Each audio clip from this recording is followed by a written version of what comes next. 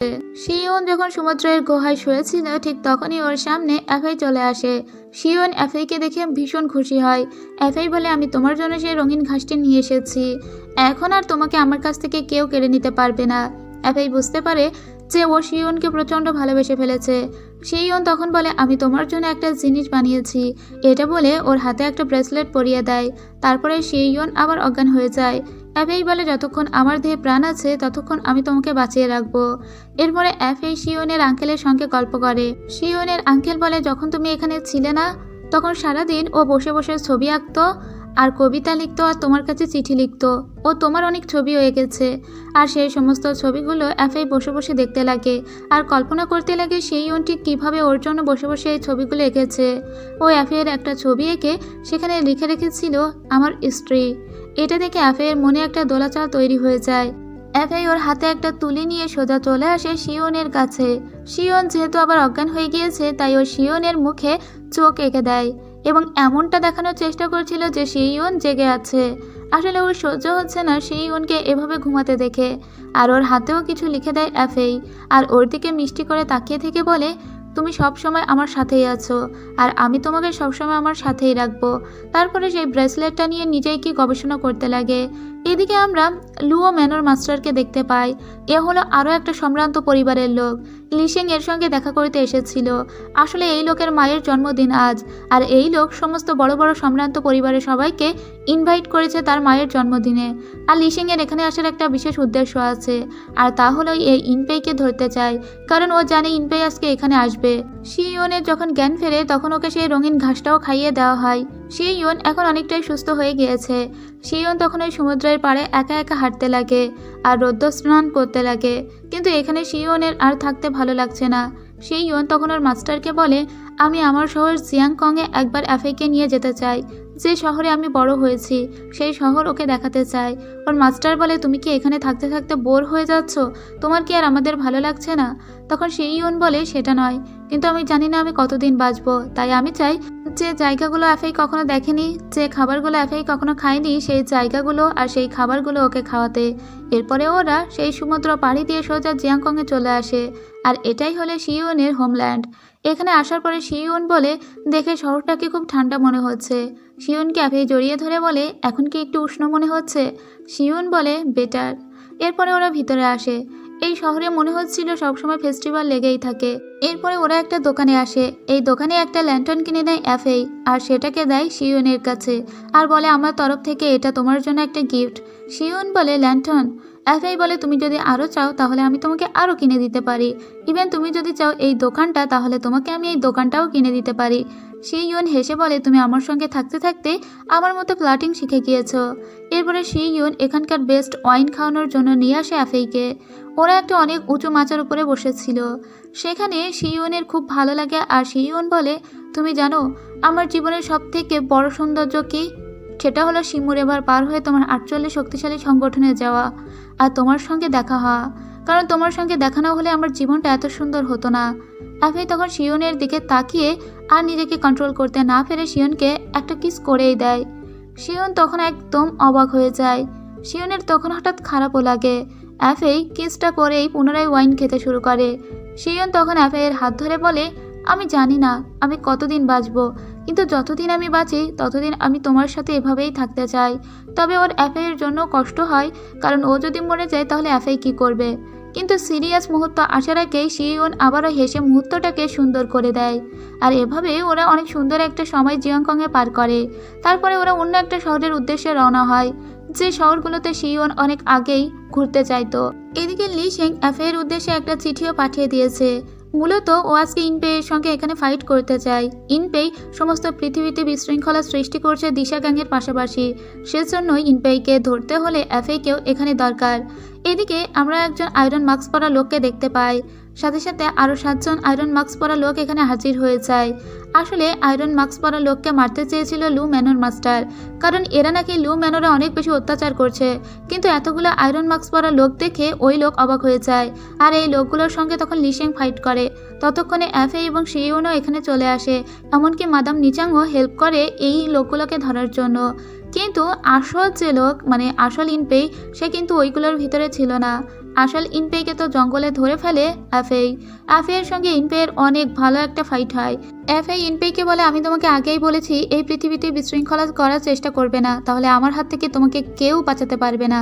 ইনপেই বলে, তুমি আমার পথে বারবার কাটা হয়ে দাঁড়াচ্ছ, আর সেজন্যই তো আজকে আমি তোমাকে মেরেই ফেলবো। ঠিক তখনই এখানে আরও কিছু আয়রন মাস্ক পরা লোক চলে আসে, যাদের সঙ্গে ফাইট করতে গিয়ে অ্যাফের হাতে থাকা তলোয়ারটি পুনরায় ভেঙে যায়। আর এটা ওর বাবার দেওয়া সেই তলোয়ার ছিল, যেটিও অ্যাফেই ভেঙে ফেলেছে। কিন্তু অ্যাফেইকে এখানে এসে একটা লোক বাঁচিয়ে দেয়। এও কিন্তু আয়রন মাস্ক পরা ছিল। একে নিশ্চয়ই চিনতে পারছেন, এ হলো জুজেন, যে তার বোনের হত্যার প্রতিশোধ নেওয়ার জন্যই ওই ফোনিক্স পিল খেয়েছিল। কিন্তু এখন সে তার নিজের জীবন দিয়ে অ্যাফেইকে বাঁচিয়ে গেল। অ্যাফের প্রচণ্ড খারাপ লাগে জুজেনের জন্য। অ্যাফের মনে পড়ে জুজেনের সেই সরলতা, কিন্তু আজকে ওকে এইভাবে মরতে হলো, তাও অ্যাফেইকে বাঁচাতে গিয়ে। এদিকে অনেকগুলো আয়রন মাস্কধারীদেরকে এরা ধরে ফেলেছিল। ম্যাডাম নিচাং বলে, যেহেতু এদেরকে সবাই ইনপেই ওষুধ দিয়েছে, ইনপেই ওদের এই হাল করেছে, তাই ওদেরকে বাঁচিয়ে রাখার একটা সুযোগ দেওয়া হোক। এদিকে অ্যাফের জুচেনের জন্য খুব খারাপ লাগে। ও জুচেনকে সমাধিস্থ করে তার সামনে ওদের টোকেনটা রেখে দেয়, কিন্তু ওর এত খারাপ লাগে যে ও পুরোই কেঁদেই ফেলে। এদিকে কিছু লোকজন লি শেংকে প্রণাম করছিল, কারণ আজকে যদি লি শেং এখানে না থাকতো তাহলে আয়রন মাস্কধারী লোকদেরকে এরা কেউ ধরতে পারতো না। কিন্তু এসবের জন্য অ্যাফেইও তো কম যায় না। অ্যাফে এখানে এসেছিল বলেই তো না লি শেং এভাবে জিততে পারলো। তো লি শেং অ্যাফেকে ধন্যবাদ দেওয়ার বলে, আমি আসলে কখনোই তোমাকে হারাতে পারবো না, সবসময় তুমি আমার থেকে এক ধাপ উপরেই থাকো। কিন্তু এরা দুই ভাই বোন যখন একসঙ্গে থাকে তখন কিন্তু ব্যাপারটা আরো বেশি পাওয়ারফুল লাগে। যেমন এই মুহূর্তে ওদের দুজনকে দেখে তো তাই মনে হচ্ছিল। পরবর্তী দৃশ্যে অ্যাফেই শুনতে পায় ফার্মিলন বার্ডমাস্টারের গানের কণ্ঠ, তাই ও দৌড়ে দৌড়ে জঙ্গলে চলে আসে ফার্মিলন বার্ডমাস্টারের সঙ্গে দেখা করতে। ফার্মিলন বার্ডমাস্টার আজকে অন্য সুরে গান গাইছিল। এতে অ্যাফেই বেশ চিন্তিত হয়ে ওঠে যে ওই লোকের কিছু হয়েছে কিনা। অ্যাফে এসে ওকে বলে যে তুমি তোমার গানের কণ্ঠ কেন চেঞ্জ করেছো, তাছাড়া তোমার গানের কথাগুলো মনে হচ্ছে তুমি পাল্টে নিয়েছো, কিন্তু কেন এরকমটা করেছো। ফার্মিলন বার্ডমাস্টার বলে, আমি গিয়েছিলাম হো লিনথাওয়ের সঙ্গে দেখা করতে, এবং সেখানে আমি সেই সিলটাও নিয়ে গিয়েছিলাম। তবে সেখানে গিয়ে আমি জানতে পারি হো লিনথাও মারা গিয়েছে। আর তাকে কে বিষ দিয়েছো জানো? বিষের রানী তাকে বিষ দিয়েছিল। সেই বিষ খেয়ে আমার ভাইটা মারা গিয়েছে। তাই আমি তখন বিষের রানীকে তাড়া শুরু করি। বিষের রানী আমার উদ্দেশ্যে যে বিষ ছুড়ে দিয়েছিল, সেই বিষ দিয়েই আমি বিষের রানীকে মেরে ফেলে দিয়েছি।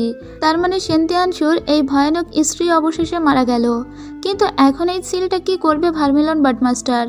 তখন ফার্মিলন বার্ডমাস্টার সেই সিলটা অ্যাফের উদ্দেশ্যে দিয়ে বলে, এটা এখন থেকে তুমি তোমার কাছেই রাখো, কারণ আমার জীবনও সায়ান্নে চলে এসেছে। আমিও আর কতটুকু সময় বাঁচবো আমি জানি না, কিন্তু হো লিনথাওয়ের সঙ্গে মৃত্যুর পরবর্তী জীবনে কি আমি তার মুখোমুখি হতে পারবো? তবে আমি হয়তো তাকে এটা বলতে পারবো যে সেই সিলটা আমি খুব যোগ্য কোনো মানুষের কাছে রেখে এসেছি। এরপরে ফার্মিলন বার্ডমাস্টার তার হাতের পিপাটা ফেলে সামনের দিকে এগিয়ে যায়, অর্থাৎ সে তার মৃত্যুর প্রহর অলরেডি গুনতে শুরু করেছে। এদিকে সেন্তিয়ানসুর ওয়াইফকে দেখতে পায়, সে কিন্তু মারা যায়নি। এ আসলে ফার্মিলন বার্ডমাস্টারের চোখে ধুলা দিয়েছে। ওই বিষয়ে এর কিছুই হয়নি, আর এ এখনো সুন্দর সুস্থভাবেই বেঁচে আছে। এরপরে অ্যাফে সেই ইয়নকে নিয়ে ফিরে এসেছিল 48 শক্তিশালী সংগঠনে। এখানে আসার পরে বেশ অজ্ঞান হয়েছিল সেই ইয়ন, কিছুক্ষণ পরে ওর জ্ঞান ফেরে। অন্যদিকে আমরা লি শেং এবং চুচুকে দেখতে পাই, এরা জঙ্গল দিয়ে দৌড়াচ্ছিল, কারণ ওদেরকে ইনপেই তাড়া করেছিল। ইনপেই লি শেংকে বলে, আমি চুচুকে এখান থেকে নিয়ে যাব, এবং লি শেং বলে, কেন তুমি তাকে নিয়ে যাবে? এরপরে চুচুকে এবং লি শেং দুজনকেই ও একটা ঘরে এসে বন্দি করে রাখে, আর এরপরে নিজের গল্প বলে। এখানে দেখানো হচ্ছিল ইন মাস্টারের সঙ্গেই ইনপেই তার যুদ্ধবিদ্যা কৌশল প্র্যাকটিস করছিল।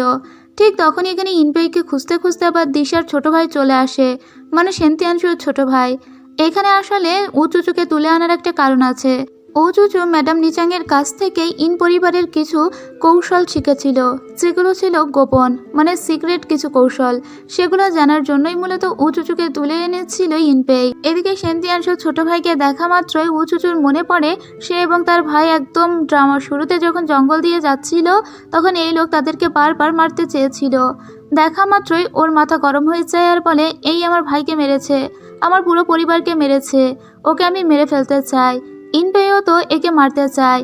ওদের দুজনেরই কমন শত্রু হলো এই লোক।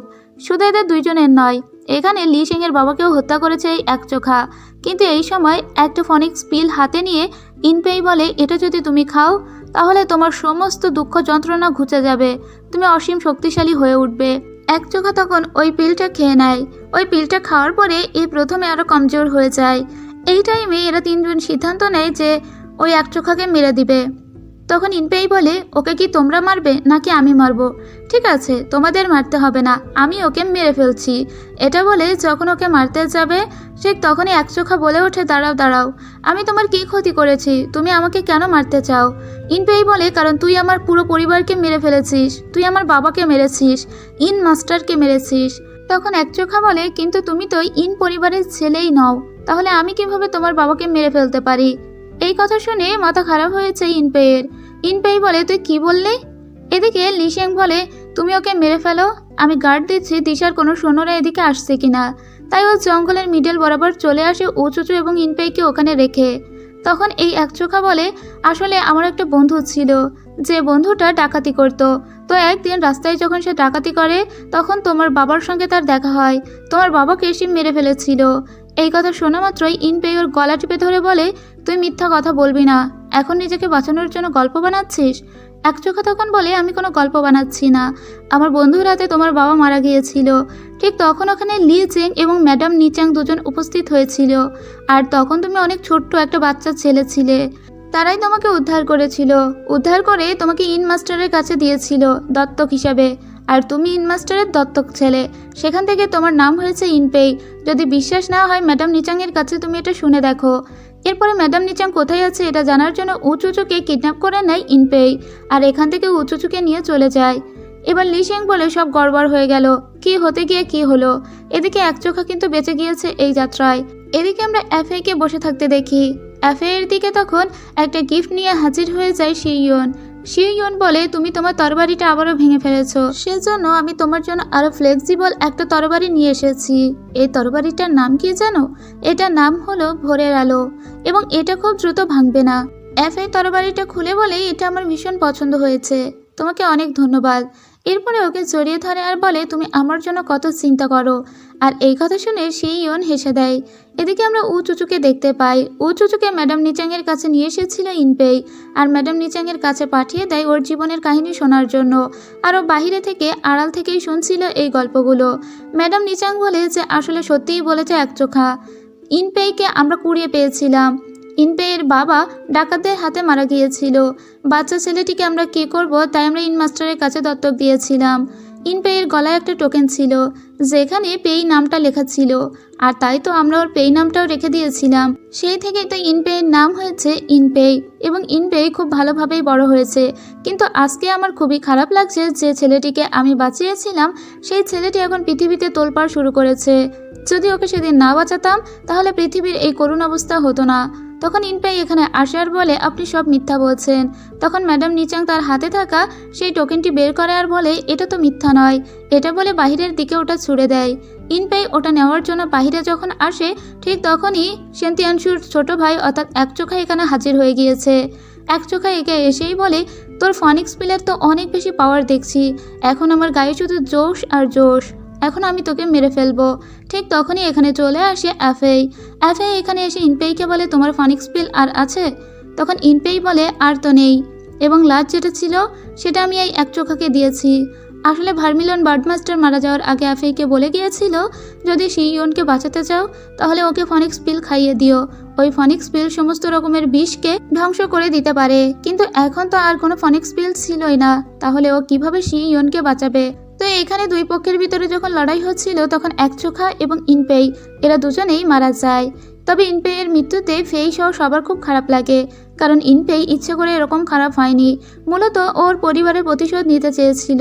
তার জন্য অনেক খারাপ কাজ করেছে বটে, কিন্তু তারপরেও মন থেকেও এতটা খারাপ ছিল না। এরপরে ওকে সমাধিস্থ করা হয়।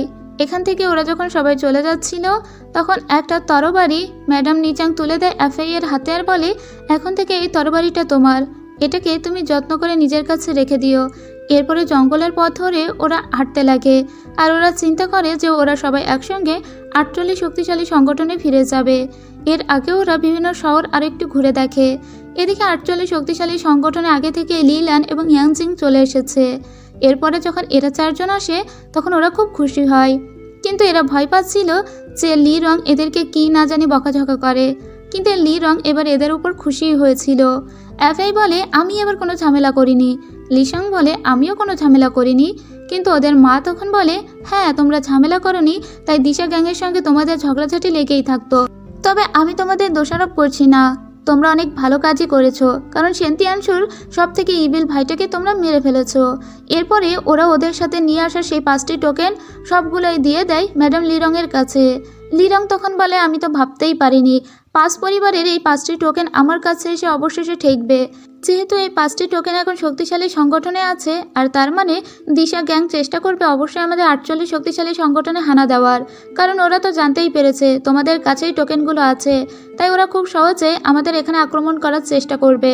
ততক্ষণে এগুলো আমি নিজের কাছে রেখে দিয়েছি, আমাদেরকে ওদের প্রতিহত করতে হবে। এরপরে উনি নিজের কাছে সবগুলো গুছিয়ে রেখে দেন। এদিকে এফআই বেশ নিশ্চিন্ত হয়েছিল বাড়িতে ফিরে। সেই ইয়ন এফআইকে জিজ্ঞেস করে তোমার ভার্মিলন বার্ডমাস্টারের সঙ্গে কখন দেখা হয়েছিল। এফআই বলে যখন তুমি ঘুমিয়েছিলে তখন, যখন তুমি কোমাতে ছিলে। তখন এফআইকে ও বলে তার মানে তুমি আমার কোমার সুযোগ নিয়েছো তাই না, আর এই সুযোগে ভার্মিলন বার্ডমাস্টারের সঙ্গে বন্ধুত্ব করেছো। আর ভার্মিলন বার্ডমাস্টার যেভাবে কথা বলতো আঙুল তুলে তুলে সেভাবে আবার দেখাতেও লাগে। এফআই বলে তুমি আবারও মজা শুরু করলে, বাদ দাও তো। এরপরে দুজনে বসে বেশ ভালো সময় কাটায়। যেখানে শিমুর এবারে গার্ডিয়ান মাস্টার থাকতো সেখানে এসে ওরা দুজনে একসঙ্গে খুব সুন্দর টাইম স্পেন্ড করে। এখানে এফআইয়ের জন্য একটা সুন্দর ছবি এঁকেছিল শিয়ন, এবং সেই ছবি দিয়ে ওরা সুন্দর দুটো ফানুস বানায়, আর তারপরে সেটাকে বেস্ট উইশ করে আকাশের দিকে তুলে দেয়। এদিকে আমরা দেখতে পাই সেন্তিয়ানসুর ওয়াইফকে, সে এবার ছদ্মবেশ নিয়ে এসেছিল রাজপরিবারে। থার্ড প্রিন্স নাকি হঠাৎ করে অসুস্থ হয়ে গিয়েছে, এ ডক্টর সেজে এখানে ঢুকেছিল। এখানে এসে সবাইকে বলে থার্ড প্রিন্স আসলে লাভ সিকনেসে আক্রান্ত, আসলে সেন্তিয়ানসুই পাঠিয়েছে তাকে। এদিকে সেন্তিয়ানসু ওয়েন্সির সঙ্গে এখনও হাত মিলিয়ে রেখেছে, যে ছিল পিলার অফ স্টেট, কিন্তু এরা দুজনেই দুজনের সুবিধা দেখছে, কেউ মন থেকে কারোর সঙ্গে কিন্তু হাত মেলায়নি। এদিকে ডক্টর যেহেতু বলেছে যে থার্ড প্রিন্স ভালোবাসার রোগে আক্রান্ত এবং এখনই তাকে যাকে সে ভালোবাসে তাকে গিয়ে বিয়ের প্রস্তাব দিতে হবে, তাই থার্ড প্রিন্স চলে এসেছে জওফেইকে ভালোবাসার প্রস্তাব দেওয়ার জন্য। আর এইসব কিন্তু সবটাই করেছে সেন্তিয়ানসুর বউ। সেন্তিয়ানসুর স্ত্রী আসলে চাচ্ছে যেভাবেই হোক 48 শক্তিশালী সংগঠনে আমাকে ঢুকতেই হবে, আর এই উপায়টাই ওর সব থেকে ভালো বলে মনে হয়েছে। আর এটা বলে ও এর ভিতরে ঢোকার চেষ্টা করছে। যেহেতু থার্ড প্রিন্স আসতে চাইলে লি রং তো ওকে আসতে বাধা দিতে পারবে না, তো থার্ড প্রিন্স এখানে আসে এবং সাথে অনেকগুলো উপঢৌকনও নিয়ে আসে। লি রান বাইরে থেকে এদের কথা শুনছিল আর বোঝার চেষ্টা করছিল থার্ড প্রিন্স এখানে কেন এসেছে। পরে যখন ও জানতে পারে থার্ড প্রিন্স আসলে জওফেইকে বিয়ে করার জন্য এখানে এসেছে, এটা শুনে ও সোজা দৌড়ে জওফেইয়ের কাছে আসে আর বলে যে থার্ড প্রিন্স তোমাকে বিয়ে করবে বলে প্রস্তাব দিতে এখানে এসেছে। আর সেই ইয়ন কোথায়? জওফেই বলে সেই ইয়ন, তুমি যাও সেই ইয়নকে গিয়ে খুঁজে বের করো আর তাকে গিয়ে বলো যে তার গুড ব্রাদার এখানে এসেছে আর আমাকে বিয়ের প্রস্তাব দিচ্ছে। এরপরে দেখবে সে আসলে কেমনভাবে রিয়াক্ট করে। এরপরে সেই ইয়নকে খোঁজার জন্য লিলান চলে আসে। লিলান খুঁজতে খুঁজতে ওকে একটা পাহাড়ের উপরে পায়। এখানে এসে যখন সমস্তটা বলে তখন সেই ইয়ন অবাক যে আসলেই তার গুড ব্রাদার জওফেইকে বিয়ে করার জন্য এখানে এসেছে। ও দ্রুত করে তখন এদিকে চলে আসতে লাগে। এদিকে জওফেইয়ের মা থার্ড প্রিন্সকে বলে যেহেতু ফেই বড় হয়েছে তাই ওর বিয়ের দায়িত্ব বা ওর চয়েস সবকিছু ওর উপরেই, ও যদি তোমাকে বিয়ে করতে রাজি হয় তাহলে তো হয়েই গেল। জওফেই চারিদিকে থাকা সমস্ত উপঢৌকনগুলো দেখে। ততক্ষণে এখানে উপস্থিত হয়েছে শিয়ন। শিয়নকে দেখে থার্ড প্রিন্স অনেক খুশি হয়। আসলে থার্ড প্রিন্স জানেই না শিয়ন কতটা ভালোবাসে জওফেইকে, ও শুধু মনে করে ওরা দুইজন ভালো বন্ধু। এরপরে জওফেই বলে এখানে যা গিফট আছে সব কি আমার জন্য? এর মধ্যে শিয়ন বলে ওঠে জওফেইয়ের এসব মনে পছন্দ হয়নি, তুমি এত কিছু কেন নিয়ে আসতে গেলে? জওফেই বলে কে বলেছে পছন্দ হয়নি? আমার তো এই তরবারিটা খুব পছন্দ হয়েছে, তাছাড়া এখানকার অনেক গিফটই আমার ভালো লেগেছে। তখন ওই তরবারি নিয়ে টানাটানি শুরু করে দেয় শিয়ন। জওফেই বলে কি ব্যাপার, এটা কি তোমারও পছন্দ হয়েছে নাকি? এবার অবাক হয়েছে থার্ড প্রিন্স। জওফেই বলে যেহেতু সে আমাকে বিয়ের প্রস্তাব দিতে এসেছে তাই আমি একটু প্রাইভেটলি তার সঙ্গে কথা বলতে চাই। এটা বলে থার্ড প্রিন্সকে সে শিমুর এবারের ধারে নিয়ে আসে আর বলে আচ্ছা আপনি আমাকে বিয়ে করতে চান তাই না, কিন্তু আপনি কি জানেন আমি যার সঙ্গে বিয়ে করতে চাই তাকে আমার থেকেও শক্তিশালী হতে হবে আর আমাকে যুদ্ধে হারাতে হবে। এরপরে দুজনে মিলে শুরু করে লড়াই, কিন্তু জওফেইয়ের কাছে থার্ড প্রিন্স হেরে যায়। তখন থার্ড প্রিন্স বলে তাকে আরও একটু সুযোগ দিতে। জওফেই বলে আচ্ছা ঠিক আছে, তাহলে আপনি দেখতে পাচ্ছেন এই শিমু নদীর একদম মাঝখানে যে একটা ফুল ফুটে আছে, ওই ফুলটা যদি আপনি আমাকে এনে দিতে পারেন তাহলে এই বিয়েতে আমি রাজি হয়ে যাব। এটা দেখে প্রিন্স বলে, আরে এটা আনা তো একদমই সহজ ব্যাপার। কিন্তু এটা আনা তো একদমই সহজ ব্যাপার ছিল না। জফেই তখন ওর হাত থেকে একটা তরবারি ওদিকে ছুড়ে দিয়ে বলে, এখন আপনি বুঝুন যে আপনি আসলে এই ফুলটা আমার জন্য এনে দিতে পারবেন কিনা, কারণ এই নদীর চারপাশে আছে অনেক ধারালো তার। এরপরেও কি পারবেন? আর যদি না পারেন তাহলে সব কিছু গুছিয়ে এখান থেকে চলে যান। এদিকে তখন শিওনকে দেখতে পাই ওর স্কেল দিয়ে সোজা ওই ফুলটাকে তুলে নিয়ে জফের সামনে হাজির হয়ে বলে, এটাই তুমি চেয়েছিলে তাই না? আর এটা আমি তোমাকে দিচ্ছি। ফেই তখন হেসে বলে, থার্ড প্রিন্স, আপনি হেরে গেলেন, কারণ আপনি ওটা আনার আগে শিওন ওটা আমার কাছে এনে দিয়েছে। তখন থার্ড প্রিন্স বোঝা যায় আসলে শিওন জফেইকে ভালোবাসে। এরপরে থার্ড প্রিন্স ওকে অনেক সরি বলে আর বলে, আমি জানতামই না যে তুমি ফেইকে ভালোবাসো, তাহলে আমি কখনোই এখানে আসতাম না। তখন ও থার্ড প্রিন্সকে বলে, আমি ফেইকে ভালোবাসি আর আমার তো মনে হয় ওকে বিয়ে করে এখানেই থেকে যায়। এরপরে জফেই পিছন থেকে কথাগুলো শুনতে পেয়ে বলে, তুমি থার্ড প্রিন্সকে কি বলছিলে? তুমি নাকি আমাকে বিয়ে করে এখানেই থেকে যেতে চাও, তাই নাকি? কই আরেকবার বলো দেখি। এরপরে শিওন বলে, আমার কাছে তোমাকে দেওয়ার মতো কিছুই নেই, শুধু এই ফুলটা আছে আর আমার এক বুক ভালোবাসা আছে। আমার সব কিছু জানা সত্ত্বেও তুমি কি আমাকে বিয়ে করবে? ফেই তখন সেই ইয়নের দিকে তাকিয়ে থাকে আর সেই ইয়নের এত সহজ স্বীকারোক্তি দেখে ওকে জড়িয়ে ধরে বলে, অবশ্যই। এদিকে আমরা আবার লিলানকে দেখতে পাই। এ আনমনে কিছু একটা ভাবছিল, ঠিক তখন এখানে শিওন আসে আর বলে, তোমার জন্য পিঠা বানিয়ে নিয়ে এসেছি, তুমি আমার একটা কাজ করে দিবে? হেংশুই টাউনে যাবে, সেখানে গিয়ে আমার জন্য কিছু জিনিসপত্র এনে দিবে, আমি ফেইকে সারপ্রাইজ দিতে চাই। আর এতে লিলান রাজি হয়ে বলে, আরে তুমি চিন্তা করো না, আমি যাব আর সেগুলো তোমার জন্য নিয়ে আসবো, এটা কোনো ব্যাপার হলো নাকি? এদিকে ফেইয়ের মা ইদানিং খুবই টেনশনে ছিল, তার মনে হচ্ছিল যে কোনো সময় দিশা তার রাজ্যে এসে অ্যাটাক করবে, তাই সে নিচে আগে থেকে প্রস্তুতি নিতে চাইছিল এবং দিশাকে আগেই অ্যাটাক করতে চাইছিল। কিন্তু ফেইয়ের মা অনেক দিন থেকেই বেশ অসুস্থ হয়ে আছে, তার পুরনো কিছু ক্ষত আছে, সেই জন্য সে আরও বেশি অসুস্থ হয়ে পড়ছে। আর ফেইয়ের মায়ের সবসময় দেখভাল করতো উঁচুচু, তবে ফেই জানতো না তার মায়ের এই অসুস্থতার কথা। এদিকে থার্ড প্রিন্স তার লোকজনদের বলে দেয় যেখান থেকে চলে যাওয়ার জন্য রেডি হতে। তখন সেন্তিয়ানশির স্ত্রী মনে মনে বলে, কিন্তু আমার কাজ তো এখনো শেষ হয়নি, এত দ্রুত যদি প্রিন্স এখান থেকে চলে যায় তাহলে আমার কাজ আমি কখন সম্পন্ন করব? আজকে রাত্রের ভিতরেই আমাকে যে কোনো একটা স্টেপ নিতেই হবে। তারপরে কারো একটা সঙ্গে কথা বলে, যে ছিল বিশের রানীর সার্ভেন্ট। এর পরের দৃশ্যে আমরা দেখতে পাই শিওনকে ডেকে পাঠিয়েছিল ফেইয়ের মা। ফেইয়ের মা বলে, তোমার কাছে সোল সিকিং নিডেল আছে না, ওগুলো তুমি আমাকে দিবে। কিন্তু প্রথমে তো শিওন দিতে চাইছিল না, কারণ ওগুলো এক্সট্রিমলি বিষাক্ত। শিওন বলে, কিন্তু ওগুলো আপনি কি করবেন? ফেইয়ের মা তখন বলে, এত প্রশ্ন করো না, ওগুলো তোমার কাছে আমি চাইছি, ওগুলো তুমি আমাকে দিবে। আপনারা তো জানেনই সোল সিকিং নিডেল কেউ যদি ইউজ করে সে এক্সট্রিমলি পাওয়ারফুল হয়ে যায়। তো তখন কি করবে শিওন? ওগুলো দিয়ে দেয়। এরপরে শিওন এবং ফেই রান্নাঘরে রান্না করছিল আর ফেইয়ের মা দূর থেকে দেখে খুব খুশি হয়েছিল। শিওন রান্না করতে করতে ফেইকে বলে, তোমার মা আমার কাছে সোল সিকিং নিডেল চেয়েছিল। ফেই তখন বলে, আর তুমি ওগুলো দিয়ে দিয়েছো নাকি? তখন শিওন বলে, হ্যাঁ, কি করব? ফেই বলে, কেন দিলে? আমার মনে হয় সে মনে মনে দিশা গ্যাংকে অ্যাটাক করার কোনো একটা প্ল্যান করছে। এদিকে স্যার বাইয়ের সঙ্গে দেখা করতে আসে শিওন, কারণ স্যার বাই এখান থেকে চলে যাচ্ছে প্রিন্সকে নিয়ে। আর প্রিন্স লজ্জায় আর দেখা করতে আসে না শিওনের সঙ্গে, শুধু একটা চিঠি পাঠিয়ে দেয়। এদিকে আমরা লিশেংকে দেখি লিশেংয়ের সঙ্গে দেখা করতে এসেছিল ফেইয়ের মা। ফেইয়ের মা লিশেংয়ের হাতে একটা সিল তুলে দিয়ে বলে, এটা আমাদের 48 শক্তিশালী সংগঠনের সিল, এখন থেকে এটা তোমার কাছে থাকবে। কিন্তু এটা শুনে অবাক হয়ে যায় লিশেং, কারণ হঠাৎ করেই তার কাছে কেন সমস্ত দায়িত্ব লি রং দিয়ে দিচ্ছে। তাই লি রং যখন ওটা দিয়ে চলে আসে তখন আবারও ওর আন্টিকে খুঁজতে যায়। এদিকে ফেইও কোথাও ওর মাকে খুঁজে পাচ্ছে না। দুই ভাই বোনই যখন খুঁজে পাচ্ছে না লি রংকে, তখন ওরা বুঝতে পারে যে লি রং ভিতরে ভিতরে প্ল্যান করছে দিশা গ্যাংকে অ্যাটাক করার জন্য। আর ওরা এখন অ্যাসেম্বলি রুমেই ছিল। যখন ওরা অ্যাসেম্বলি রুম থেকে বের হয় তখন অ্যাফেই এবং লিসং গিয়ে ওদের মাকে আটকায় আর বলে যে, তুমি কি দিশা গ্যাংয়ের সঙ্গে ফাইট করবে বলে যাচ্ছ? ভুলেও এই কাজ করো না, মাত্র এই কয়জন সৈন্য নিয়ে তাদেরকে হারাতে পারবে না, আমাদেরকেও সাথে নিয়ে চলো। লি রং বলে, তোমরা এখানে থাকো, এই মাতৃভূমিকে প্রোটেক্ট করো। কিন্তু ফেই বলে, এটা হবে না, হয় তুমি আমাদের সঙ্গে নিয়ে যাবে, না হলে নিজে যাবে না। তারপরে ফেইয়ের মা বলে, ঠিক আছে চলো তাহলে ফাইট হয়ে যাক, যদি তোমরা আমাকে হারাতে পারো তাহলে আজকে আমি দিশা গ্যাংয়ের সঙ্গে ফাইট করতে যাব, আর যদি আমি তোমাদের কাছে হেরে যাই তবে তোমরা যা বলবে তাই হবে। এরপরে দুই ভাই বোনের সঙ্গে লড়াই শুরু করে লি রং। এতে প্রথমে লিশেংকে হারিয়ে দিয়েছিল লি রং, কিন্তু ফেইকে এত সহজে হারাতে পারে না। মা মেয়ে দুর্দান্ত একটা ফাইট হয় আর ফেই কৌশল করে তার মায়ের তরবারিটা নিয়ে নেয়।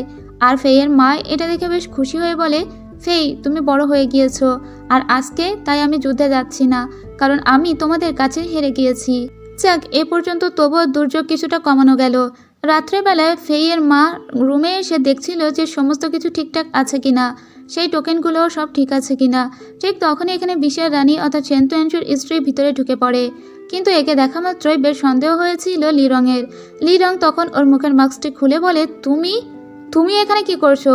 তুমি আমার বাবাকে মেরেছো, আমার ভাইকে মেরেছো, এটা বলে ওর সঙ্গে ফাইট করে। কিন্তু লি রঙের রুমে একটা মোমবাতি ছিল, যে মোমবাতিতে বিষ আগে থেকে মিশিয়ে দিয়েছিল সেন্তুয়ানশুর স্ত্রী, কারণ এ বিশ্বের রানী, ওর প্রতি রন্ধ্রে রন্ধ্রে বিষের প্রয়োগ।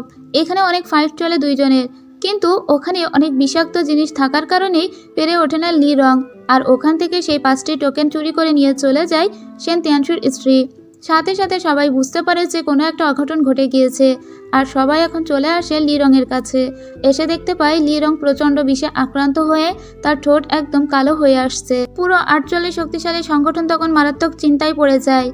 আর এই রুমে অনেকগুলো কাটা পড়েছিল, যেগুলো লিশেং দেখে বুঝতে পারে যে এখানে বিশ্বের রানী এসেছিল। কিন্তু ওরা তো জানতো বিশ্বের রানী মারা গিয়েছে, তাহলে সে কিভাবে এখনো বেঁচে থাকতে পারে? এফএই তখনই বলে, আমার মনে হয় তাহলে বিশ্বের রানী মারা যায়নি, বরং সে ছলনা করেছিল মৃত্যুর, আর বিশ্বের রানী 5টি টোকেন নিয়ে পালিয়েছে।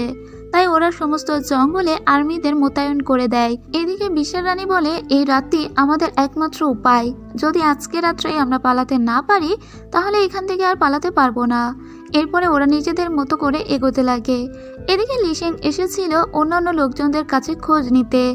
এরা সবাই মনে করে আসলে এই পরিবারের যে বিশ্বের রানী ঢুকেছে সেটা একমাত্র হয়তো বা থার্ড প্রিন্সের জন্যই হয়েছে, কারণ থার্ড প্রিন্সই বহিরাগত, এবং সে যখন এখানে এসেছিল তার পিছু পিছুই হয়তো কেউ এখানে প্রবেশ করেছে। এদিকে এফআই বুঝতে পারে কোন রাস্তা দিয়ে বিশ্বের রানী গিয়েছে। অন্যদিকে শি ইয়ন যখন জানতে পারে থার্ড প্রিন্সকে সবাই সন্দেহ করছে, তখন শি ইয়ন এসেও ওকে ডিফেন্ড করার চেষ্টা করে, কিন্তু শি ইয়নের কথা আজকে কেউ শোনে না।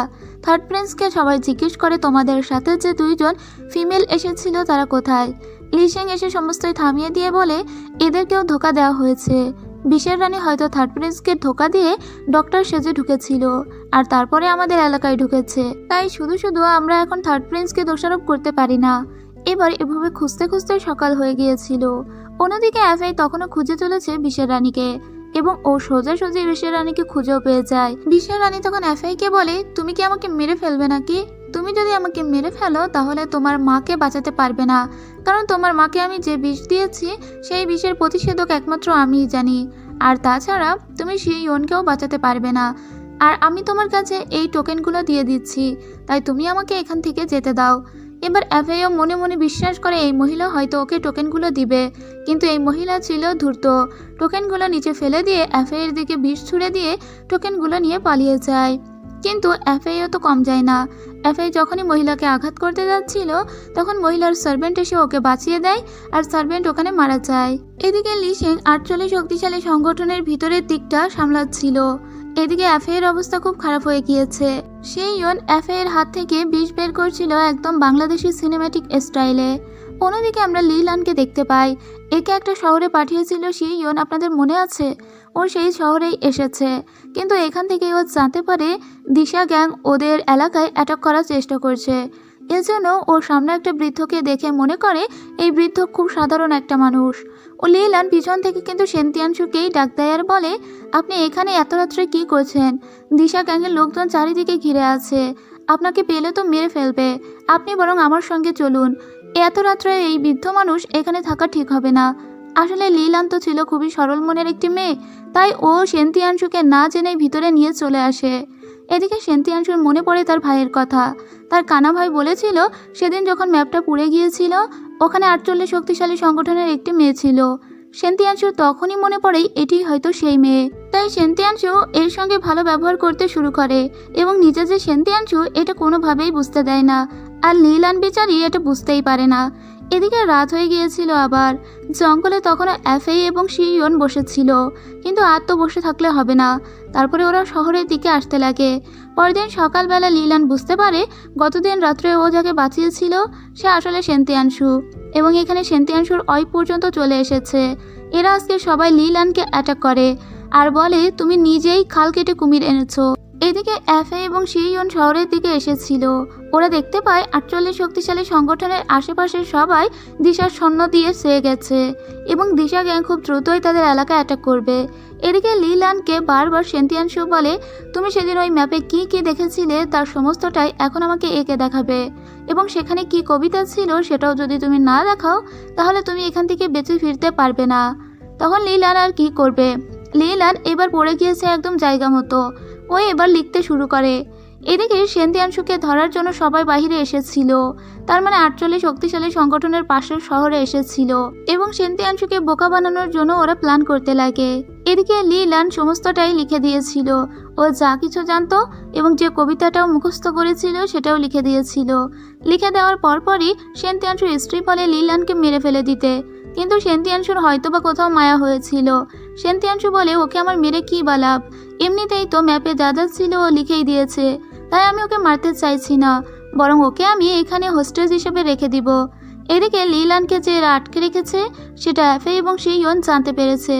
শিয়ন তখন বলে, আমার কাছে একটা প্ল্যান আছে। এরপরে শিয়ন সোজা চলে আসে সেন্তিয়ানশুর কাছে। শিয়ন বলে লিলানকে ছেড়ে দিতে। লিলান একটা বোকা মেয়ে, তাকে রেখে তাদের কী লাভ, তার চেয়ে বরং আপনারা আমাকে রাখুন, কারণ আমি তো একজন প্রিন্স, এছাড়া আমি কিন্তু রাজাও। তাই লিলানকে ওরা ছেড়ে দেয় আর শিয়নকে ওখানে রেখে দেয়। লিলান দৌড়ে ওখান থেকে পালিয়ে যায় আর এফএদের প্ল্যান কিন্তু একটু একটু করে এগিয়ে চলছে। এদিকে আমরা আবার বিশের রানীকে দেখতে পাই। এর কাছে একটি লোক এসে কিছু একটা বলে। বিশের রানী তখনই কিছু একটা সিদ্ধান্ত নেয়। কিছুক্ষণ পরে ও হলো সেই 5টি টোকেন নিজের কাঁধে তুলে নেয় আর সেটা নিয়ে কোন দিকে যেন হাঁটা ধরে, আর এটা পিছন থেকে একটা লোক দেখতে পায়। এই লোকটি মূলত সেন্তিয়ানশুর ছিল ডান হাত। এই লোকটি তখন সেন্তিয়ানশুর কাছে এটা জানাতে আসে। এদিকে শিয়ন বসে বসে সেন্তিয়ানশুর সঙ্গে পুরনো কিছু হিসাব নিকাশ মিলাচ্ছিল। আসলে সেন্তিয়ানশু শুরু থেকেই প্রচণ্ড খারাপ একটা লোক ছিল, একদম যখন তার জোয়ান বয়স ছিল তখন থেকেই। শিয়ন বলে, আপনি জীবনে অনেক খারাপ কাজ করেছেন, কিন্তু অবশেষে আপনার পরিণতির টাইম ঘনিয়ে এসেছে, আর আপনি এখানে আমাকে আটকে রাখবেন তাই কি কখনো হয়? একটু পরেই দেখবেন দুর্ঘটনা ঘটে গিয়েছে। এদিকে আমরা বিশের রানীকে দেখতে পাই। এ একা একা হাঁটতে হাঁটতে কোথায় যেন এসেছিল। এখানে ও একটা লোকের সঙ্গে দেখা করতে এসেছিল। আসলে বিশের রানীর এখানে পিলার অফ এস্টেটের সঙ্গে দেখা করার কথা ছিল, কিন্তু এখানে পিলার অফ এস্টেটের জায়গায় ইয়াংজিং বসেছিল, আর এটা কিন্তু ফেইয়ের একটা প্ল্যান ছিল। ওরা যে মাস্টার প্ল্যানটা করেছিল, বিশের রানী সেই প্ল্যানের ভিতরেই ফেসে গিয়েছে। ওর কাছে যে সে সংবাদ দিয়েছিল কিছু একটা, সেটাও কিন্তু ফেইদেরই প্ল্যান ছিল, আর সেইও এর জন্য এত কনফিডেন্ট। তখনই সেই ডান হাত লোকটি এসে বলে যে কোথাও ম্যাডামকে খুঁজে পাওয়া যাচ্ছে না, আমার মনে হয় তিনি 5টি টোকেন নিয়ে কোথাও একটা চলে যাচ্ছেন, হয়তোবা আপনার সঙ্গে বিট্রয় করেছে। সেইও তখন বলে, আপনার পিয়ারের লেডিও অবশেষে আপনাকে ছেড়ে চলে গেল, এখন কিভাবে সামলাবেন? ঠিক তখনই সেন্তিয়ানশু প্রচণ্ড রেগে যায়। এফএ তখন এসে বলে, আপনি কি জানেন সে কোথায় গিয়েছে? সে পিলার অফ এস্টেটের সঙ্গে দেখা করতে গিয়েছে। তখন সেন্তিয়ানশু এখান থেকে চলে যায়। ঠিক এর কিছুক্ষণ পরেই আমরা দেখতে পাই লি সিং তার সমস্ত আর্মিদের নিয়ে সেন্তিয়ানশুর চারপাশ ঘিরে ধরেছিল, আর সেন্তিয়ানশুকে এসে একটা লোক এই কথা জানালে সেন্তিয়ানশু প্রচণ্ড ভয় পেয়ে বলে, চলো সবাই পিছু হেঁটে এখান থেকে আমরা চলে যাই। তারপরে ওরা সবাই চলে গিয়েছিল। এদিকে আবার আমরা সেই বিশের রানীকে দেখতে পাই। এ পালানোর চেষ্টা করছিল, কিন্তু এ আজকে আর পালাতে পারে না, বরং এফএই ওর তলোয়ারটা দিয়ে একে মেরে ফেলে। কিন্তু বিশের রানী যে ব্যাগটা নিয়ে পালাচ্ছিল ওর ভিতরে তো কোনো টোকেন ছিলই না, ওর ভিতরে ছিল কিছু লাকড়ি। এটা দেখে ওরা সবাই অবাক হয়ে যায়। আসলে সেন্তিয়ানশুর কাছে সেই 5টি টোকেন ছিল, আর সেন্তিয়ানশু আগে থেকে এটা লুকিয়ে রেখেছিল। আসলে সেন্তিয়ানশু কিন্তু নিজেও তার ওয়াইফকে বিট্রয় করেছে, আর তার ওয়াইফ চেয়েছিল তাকে বিট্রয় করতে, দুজনেই সমান। তো এখন সেন্তিয়ানশু সেগুলো নিয়ে এখান থেকে চলে যায়, কিন্তু এই মহিলার সেই 5টি টোকেন হারিয়ে এখন নিজেই বুঝতে পারে যে সেন্তিয়ানশু তাকে ধোঁকা দিয়েছে। যদিও তার আর বেঁচে থাকার কোনো সম্ভাবনাই নেই, কিন্তু তারপরেও মৃত্যুর আগে সে এটা জেনে গেল যে সেন্তিয়ানশু তাকে ধোঁকা দিয়েছে, কিন্তু সে নিজেও তো সেন্তিয়ানশুকে ধোঁকা দিয়েছিল। মৃত্যুর আগে সে একটি ওষুধের জন্য বারবার হাত বাড়ালেও অবশেষে সেটি আর পায় না, আর মারা যায়। বিশের রানীর মৃত্যুতে সবাই ভীষণ স্বস্তি পায়।